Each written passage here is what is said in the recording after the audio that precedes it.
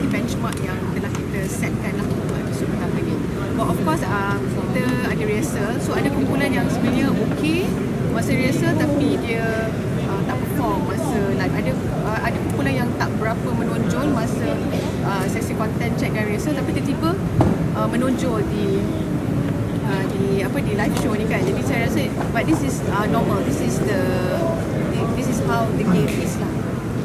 Overall okay. So memang planning as also TV lah yang nak singkirkan ada pemikiran dari awal lagi memang kita dah kata pada minggu pertama memang kita akan adakan penyingkiran. So dia orang aware lah macam ni. Yes, dia orang pun aware. In fact kita cakap jangan terlampau selesa untuk rasa hanya ada satu penyingkiran. Kita bagi dia orang rasa mungkin ada lebih pada satu penyingkiran. Tidakkah tidak mungkin sebab dia baru first week kan, so tidak because selalunya untuk first week dia baru beraya dengan kamera, dengan audience ada, untuk dengan keadaan sekeliling because diorang tak ada experience ada. So adakah ini satu benda yang adil untuk pada para tak kejam saya tak rasa kejam sebab saya rasa ini sebenarnya sedikit sebanyak sebagai persediaan untuk menjadi seorang artis. Bila kita masuk ke dalam dunia seni yang sebenar, lagi banyak lagi benda yang orang akan kata, nak kata lebih kejam. Dengan sebenarnya, doesn't mean that macam Zuni, dia peserta pertama yang keluar, dia punya perjalanan dah terhenti di sini.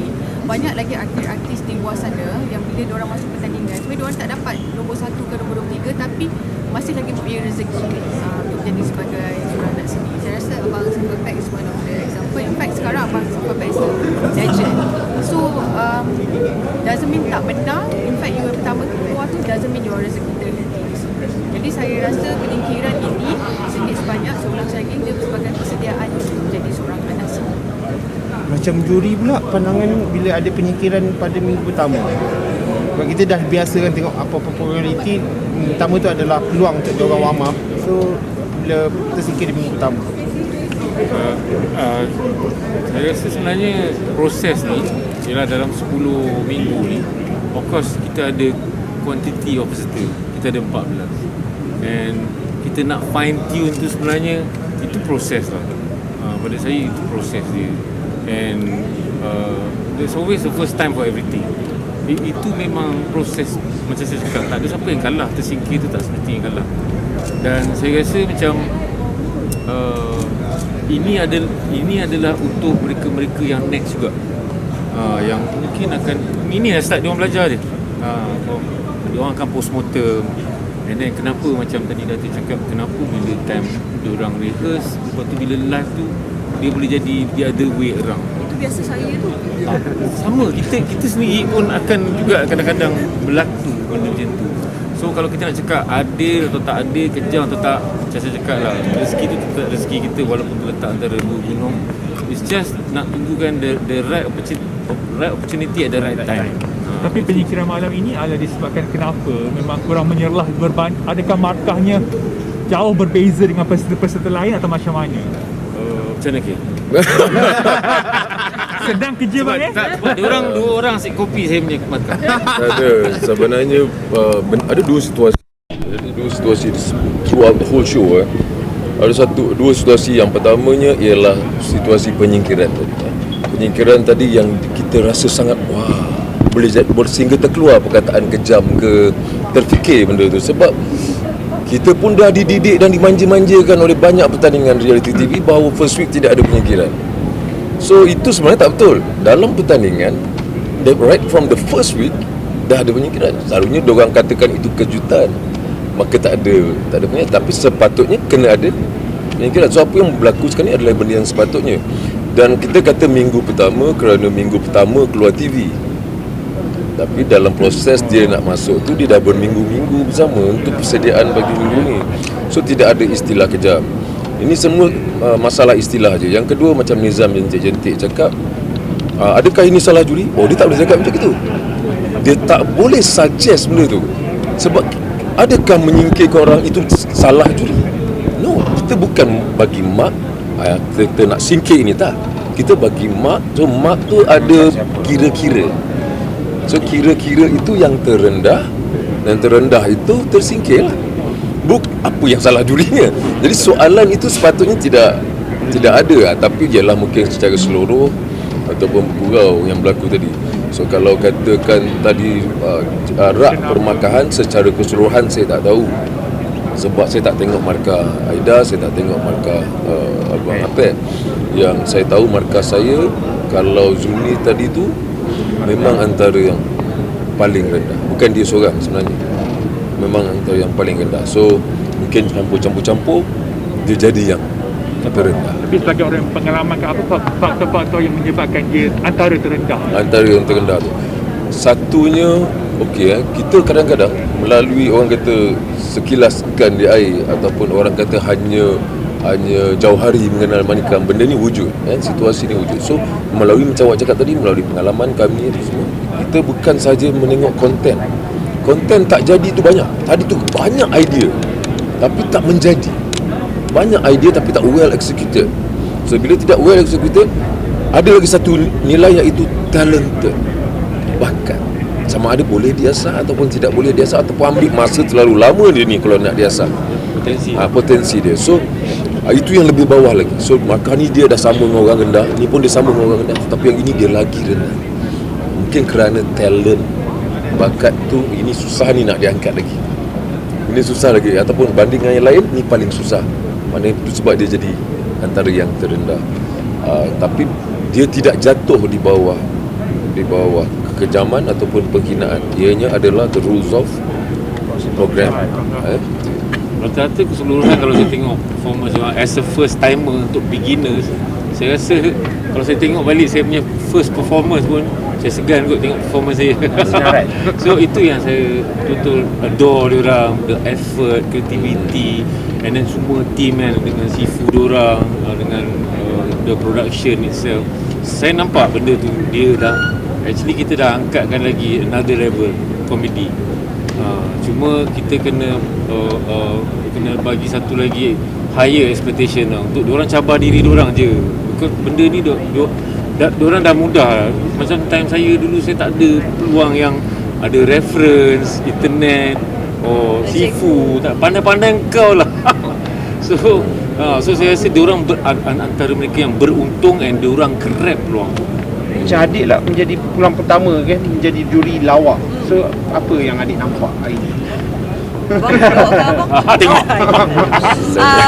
I took this opportunity sebab saya suka benda yang kelakar lah. Jadi tapi bila hari ni ada peserta yang saya rasa lawak, saya gelak. Saya tengok Abang Kim, dia tak gelak. Ada yang saya diam, dia gelak. Mungkin jokes tu dia faham. Mungkin jokes yang saya gelak tu saya faham. Jadi bagi saya it's balance lah apa yang ada kat sini. Dan ada yang saya, bila lepas kita dah bagi markah kan, dan kita buat perbincangan, yang ni macam mana, agak-agak ada peluang lagi tak untuk, ada potential lagi tak untuk kita bawa pergi next week kan. But unfortunately sebenarnya saya agak sedih lah Zuni dikeluarkan hari ni. Tapi macam Datin cakap tadi, saya setuju. Dan Abang Kiraman cakap tadi, sebenarnya pertandingan memang minggu pertama perlu ada penyingkiran, tapi sebab kita dah biasakan tak ada penyingkiran, saya rasa tak kejam. Dan tak semestinya keluar itu tak bagus. Tak semestinya bila keluar tu anda tak boleh berada di tahap yang kita berada sekarang. Mungkin boleh jadi lebih bagus pada kita. So Zuni kena grab the opportunity dan belajar. Apa ya? Sebenarnya tu lah. The best part of being jury, saya bila bertiga, bila ada lebih daripada seorang, the best part is apabila ada magic yang berlaku. Apabila tanpa berbincang kita sama-sama setuju. Itu orang kata itu utama pada benda-benda yang kita nampak talent, kita nampak outstanding, kita nampak out of the box. Itu tak ada perbincangan, tetapi kita sama-sama. Ini yang sangat best. Tu masuk juga yang kat bawah. Maksudnya tiga-tiga rasa rendah. So dia rendah. Ini tak disusun-susun. Dan ada juga yang tak ada perbincangan. Abang, saya tak komen abang. Tapi Macam mana ni? Saya tak tahu. rasa Mungkin dia tak- saya rasa ya, ya. bersalah nak komen. Saya rasa macam saya tak gelak tadi, macam ni saya nak jawab ni. Tak tahu perspektif apa kan. Kalau dia nak marah, dia marah. Legend. Tak berani. Tapi Aida senang je kan? comel lah tadi. Dia memang ada part je bang, saya nak komen apa. Dia ada part yang macam tu. So okey je. So kalau perasan saya tidak terlalu kejam dalam pendekatan saya ni. Jadi saya sentiasa ada thumbs up untuk walaupun sekecil effort saya bagi. Ada ketikanya saya seorang saja yang angkat. So itu saya harap sangat diorang ambil benda tu sebagai semangat untuk tolak, sebab jelas yang outstanding jelas. So bestnya apabila ada yang outstanding, diorang ada benda untuk dikejar.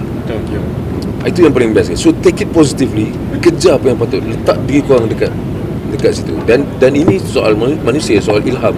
Ada je kemungkinan yang kita nampak bagus minggu ni, ilhamnya pada minggu depan tak menjadi pula. Tetapi yang best dah ada. So pergi ke level tu.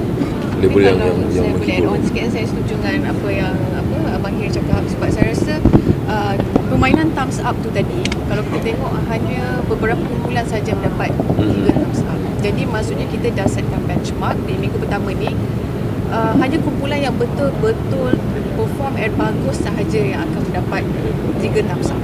Jadi saya rasa bermula daripada minggu depan, sekurang-kurangnya of course diorang punya aim tu supaya tak tersingkir, tapi daripada tu diorang pun ada motivasi baru secara tak langsung, iaitu untuk dapat 3 thumbs up.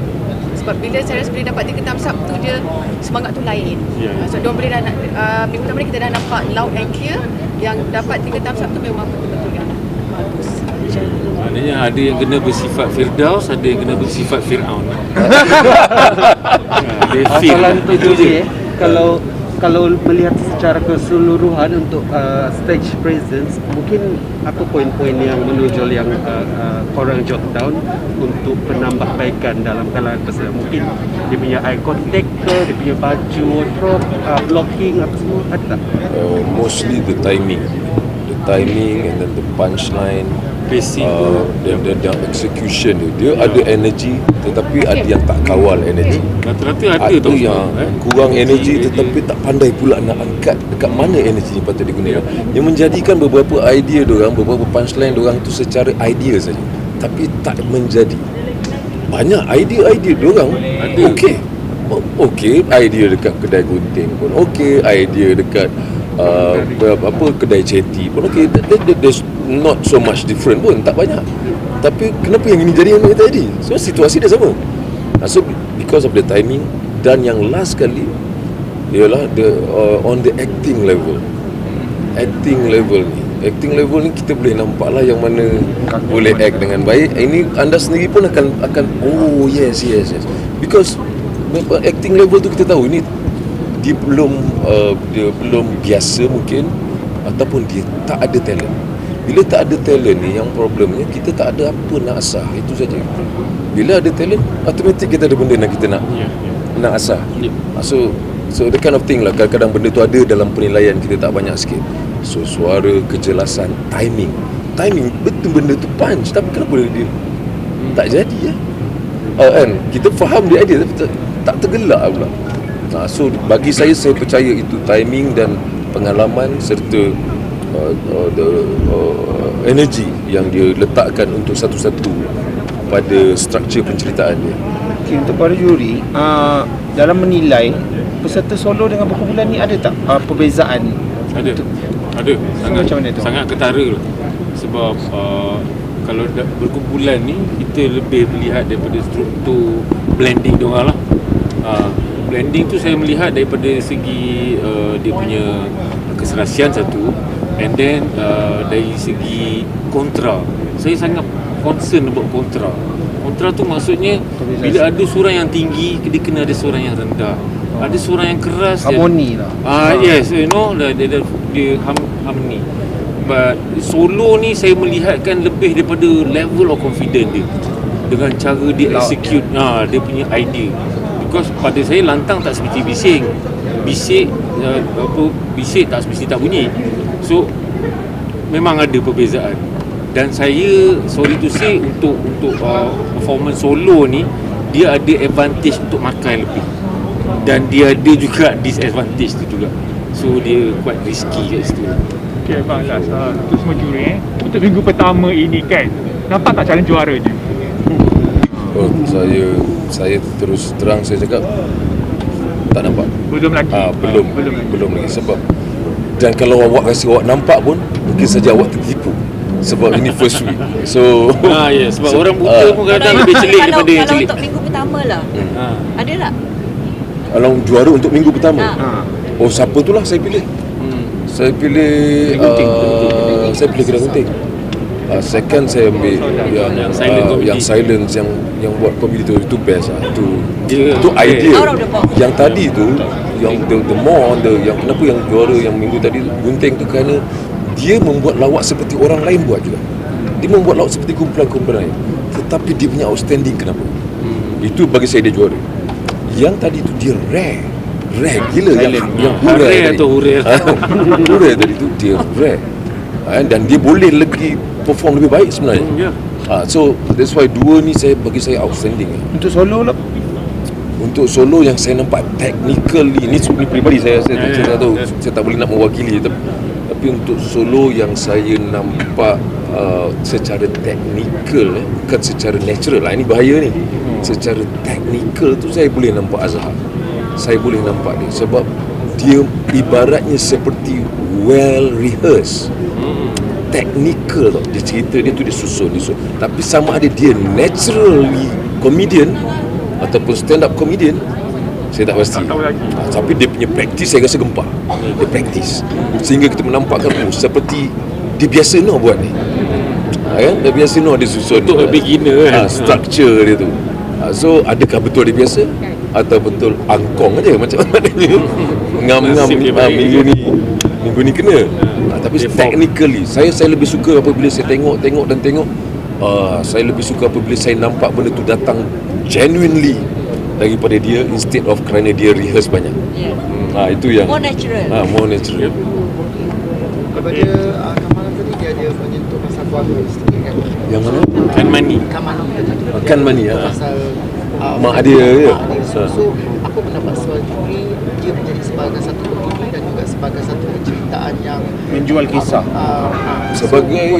sebagai komedian ataupun kami juga sebagai orang yang menuntut persembahan, it's okay, bebas. Dia nak pilih mak dia boleh, dia nak boleh cerita benar dia boleh, itu semua boleh, tak ada masalah. Sebab at the end pun dia ada bagi sedikit message di mana dia kata ya hargailah orang yang kita sayang, walaupun dia bahan mak dia, arwah mak dia, tapi dia masih lagi ada sampaikan message kat situ lah. Bagi kita kita rasa okey.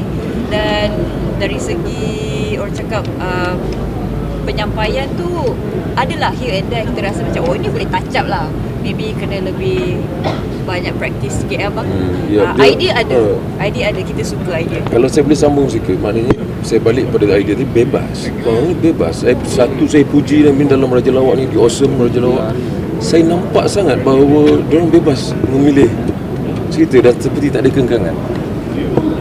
Dan saya harap sangat diorang ingat ini pertandingan. Saya harap sangat diorang ingat. So, walaupun awak bebas, tapi ingatlah awak sedang bertanding. Tak kisah idea bawa-bawa, make sure ianya kelakar. Bila ianya kelakar, most of the stage rules kita tutup je.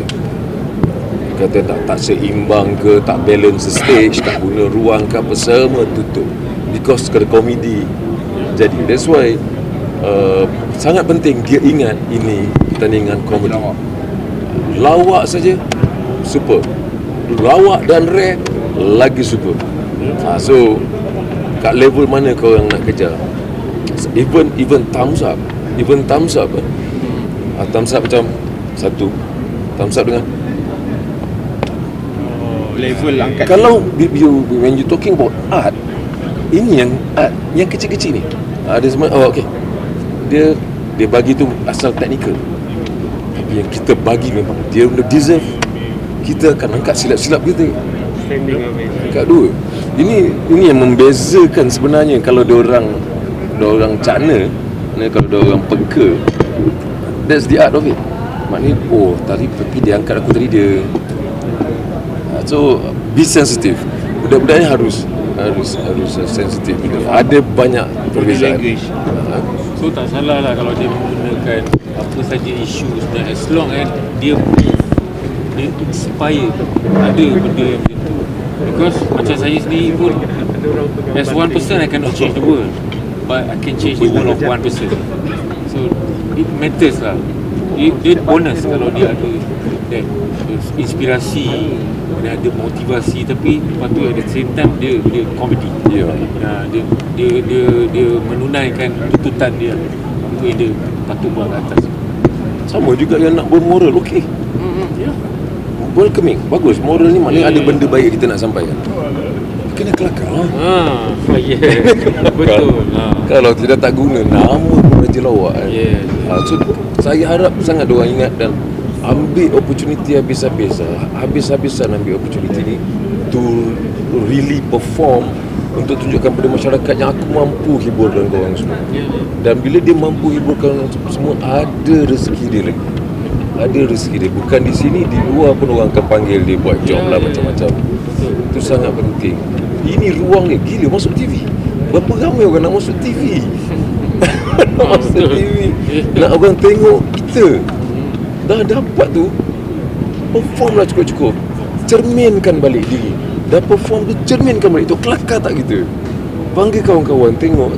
Saya tak tahu effort mana, tapi saya tidak boleh menidakkan bahawa saya yakin ada effort daripada tenaga pengajar. Maknanya siapa tu ajar aku, tak mungkinlah diorang nak bagi yang tak best kan. So hopefully benda ni, apa yang dia cuba ajar tu sampai. Yelah, sebab mengajar ni pun satu hal lagi. Bila kita tahu dan kita terror, belum tentu kita pandai menyampaikan. Ini adalah satu skill kan? Satu skill yang lain kan. Tapi hopefully benda ni atas niat yang baik tu semua sampai. Thank you. Juga bila Abang Khairi tadi cakap pasal asalkan kelakar, sebenarnya you dengar general asalkan kelakar, tapi sebenarnya tu memang sangat-sangat penting untuk para peserta. Sebab apa yang kita dah lihat, apa dari audition, selama beberapa minggu kita pergi jelajah beberapa negeri dan dah terpilih, dah masuk ke hotel, dekat hotel check dan sebagainya. Antara kelemahan yang mereka lakukan ialah mereka terlalu fokus kepada cerita. Mereka nak tunggu cerita tu. So cerita tu ada, tapi bila diorang persembahkan, so kita selalu cakap kat antara benda yang kita selalu stresskan, diorang kena ingat ni bukan pertandingan lakonan, dia bukan pertandingan bercerita. Ini awesome Raja Lawak. Sebab kadang-kadang cerita tu memang menarik bila diorang persembahkan, tapi kurang elemen pelakon. Jadi betul, walaupun sounds very general and basic dari Abang Khairi tadi, asalkan kelakar, tapi itu antara benda yang penting yang harus yang patut dia ambil berat oleh para peserta. Sebab saya rasa diorang terlalu fokus kan apa cerita. Jadi bila diorang pentas tu, diorang terlalu fokus untuk konten, apa content dia, apa cerita dia. Jadi elemen penting dia ialah cerita ditambah dengan elemen komedi.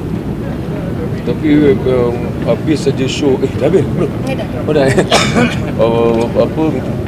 Yang paling penting, saya habis saja show tadi, show yang kumpulan yang rare tadi tu, yang Pure tu. Saya terus cakap dengan Abang Saiful, saya terus cakap, ini 2 minit setengah punya show. Abang cakap dengan saya juga. Awak cakap, okey, saya cakap dengan Aida juga. Okey, saya cakap, okey. Saya cakap betul. So dia, itu saya kata ni 2 minit setengah. 2 minit setengah guys. 2 setengah mana, jangan nak buat satu cerita panjang dipendekkan, jangan. Bagi satu situasi 2 minit setengah, macam kita selak TikTok. Sebab saya cakap the whole show ni kau patut anggap ianya TikTok. Yang mana kita selak kelakar. Kita selak kelakar. Jangan terlalu lama, because dunia sekarang ni terlalu pantas. Kau tak boleh, dia bukan rancangan untuk kau build macam satu teater komedi, boleh build cerita, ada punch besar, tak ada. Ini kau masuk je dalam mesti kelakarnya siap tengok berulang lagi kan, kalau TikTok kan. So that kind of impact yang diorang patut fikirkan. Yang tadi tu tak cerita banyak, dia masuk, dia main game terus, dan main game tu kelakar. Apabila main game tu kelakar, idea dia well executed. Maknanya jadi kan. Masuklah yang gunting tu, dia tak cerita banyak, dia terus yang gunting tu yang best. Setiap selingan dia tu semua ada barang. Dia masuk, dia cakap nama saya kedai gunting, mana apa peduli, mana saya tahu. Dia buat itu je, lepas tu dia telefon pula bunyi. Dia ambil, dia tersaruk ni pula. Dia buat tu Smooth. dia berisi setiap momen. And dia execute cantik. Dan dia execute cantik. Bukan kita saja cakap ni best. Kita boleh susun dan boleh huraikan kenapa ianya kita kata best. 2 minit setengah guys. 2 minit setengah. You have to attack. Kan? Immediately. Curi. Ya. Okay. Alright. Kita wrap up dengan juri dan Tati usually nak baca markah. Ada markah. Yes.